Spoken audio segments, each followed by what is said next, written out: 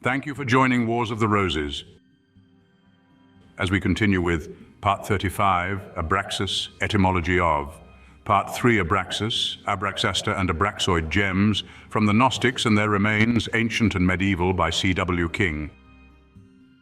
5. Abraxas, Etymology of. Of this great name, many etymologies have been proposed. Of all these, the most satisfactory is perhaps the one offered by Rabbi Abraham Geiger, making it the Grecised form of Ha-Brachah, the blessing. For there is good reason for believing that the following scene here had the sound of sh, which explains the strange metamorphosis of the Persian Artaxerxes into Artaxerxes.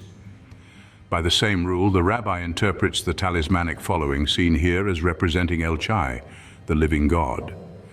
The same interpretation is again confirmed by the true solution so long sought in vain and now suggested by Mr. W.A. Wright of the mighty spell Abracadabra, which receives a most fitting sense when rendered by Ha-Brachah Dabarata, pronounce the blessing, where blessing stands for the name of the Blessed One, that most potent of exorcisms.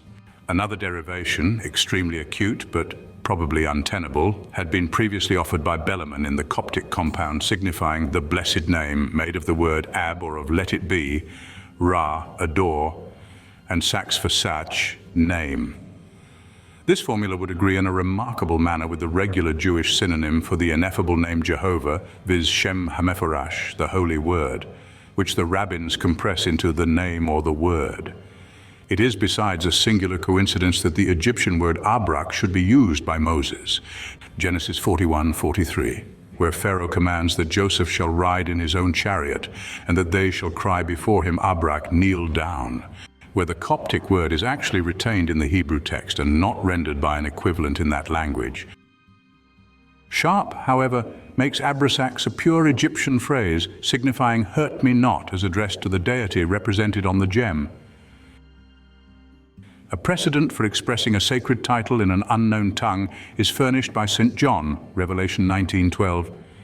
His eyes were as a flame of fire, and upon his head were many crowns, and he had a name written upon them that no man knew but himself. And he was clothed in a vesture dipped in blood, and his name was called the Word of God. And again, 3:12, He that overcometh will I make a pillar in the temple of my God, and he shall go no more out, and I will write upon him the name of my God and the name of the city of my God. All this supplies a reason for the occurrence of the word Abra in so many sacred titles. A very remarkable instance is to be seen in the wall painting of the tomb of Vincentius and Vibia in the catacomb of Praetextatus at Rome. Now this Vincentius is described in his epitaph as priest of Sabazius, a title connected with the Iao worship, and the name Abracura is inscribed over the head of the consort of Dispata, the two rulers of the shades into whose presence Vibia's soul is ushered by Hermes. In the first title, Cura is plainly the Latinized, seen here virgin, the regular synonym for Proserpine, whilst Abra seems to have the same deeper meaning in which it was employed by the talisman makers. The efficacy of a mystic name is set forth in the Book of Enoch, 68:19. This is the number of the Kesbal, the principal part of the oath which the Most High dwelling in glory revealed unto the holy ones. Its name is Becca. He spoke to holy Michael to deliver to them the secret name, that they might understand that secret name and thus remember the oath, and that those who pointed out every secret thing to the children of men might tremble at that name and oath. This is the power of that oath, for powerful is it and strong. And he established the oath of Abrach by the instrumentality of the holy Michael. These are the secrets of this oath, and by it were they confirmed. Heaven was suspended by it before the world was made forever. By it has the earth been framed upon the flood, whilst from the concealed parts of the hills the agitated waters proceed forth from the creation unto the end of the world. By this oath the sea has been formed and the foundation of it. By this oath the sun and moon complete their progress, never swerving from the command given to them for ever and ever. By this oath the stars complete their progress. And when their names are called, they return an answer for ever and ever.